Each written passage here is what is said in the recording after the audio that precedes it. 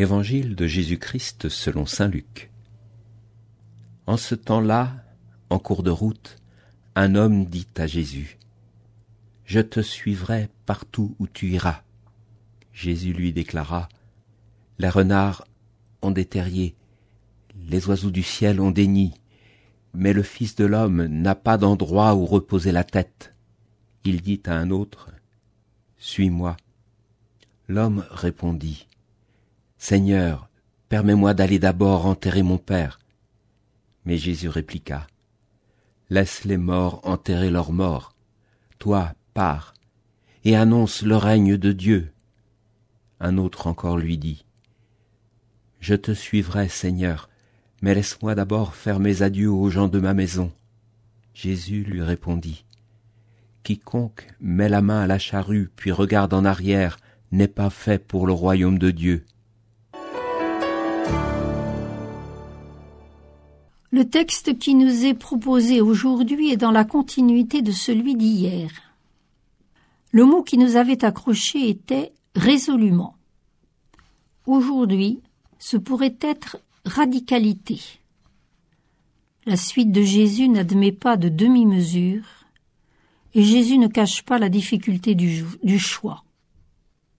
« Si tu veux me suivre, dit Jésus, sache que tu ne sauras pas de quoi demain sera fait. » L'urgence est dans la fidélité à la volonté du Père et dans l'accueil inconditionnel de l'autre, souvent imprévisible.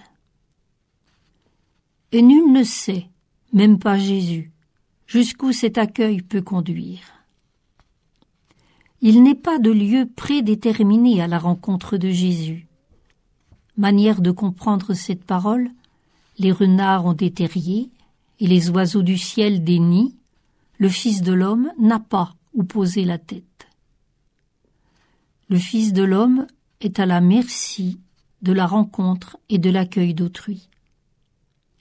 Ses disciples le savent, qui le rappellent à l'urgence de s'arrêter, de renvoyer les foules pour qu'ils aient un peu de repos. Ils perçoivent aussi que leur maître sait se retirer dans le silence de la nuit pour prier. Le Fils de l'homme n'a pas de lieu attribué où reposer sa tête, mais il sait le lieu du cœur de Dieu qui le réconforte et le confirme dans sa vocation. Laisse les morts enterrer leurs morts. L'urgence est d'annoncer un monde selon le cœur de Dieu et d'en manifester les signes déjà là. Longtemps cette parole m'a paru énigmatique, « laisse les morts enterrer leurs morts ». Comment comprendre l'emploi du mot « mort » à cet endroit du texte ? Il est des lieux, me semble-t-il, aujourd'hui dans notre Église, par exemple, qui ne sont plus des lieux de vie, de partage, de fraternité, de dynamisme. Faut-il nous épuiser dans des combats stériles ? Ou faut-il commencer d'oser autre chose ? Une authentique synodalité, par exemple, ou des communautés fraternelles de quartier. Osons croire à la créativité que suscite en nous l'esprit. Abandonnons ce qui a goût de mort et ouvrons nos yeux aux germes du monde selon le cœur de Dieu. Ils sont souvent hors de nos églises, de nos lieux habituels.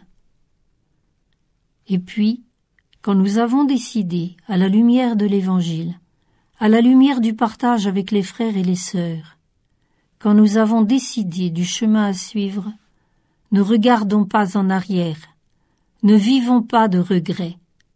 Osons croire à la force de l'Esprit que Jésus ressuscité nous a transmise et qui fait toutes choses nouvelles. L'évangile du jour était commenté par Agathe Brosset, laïque du service diocésain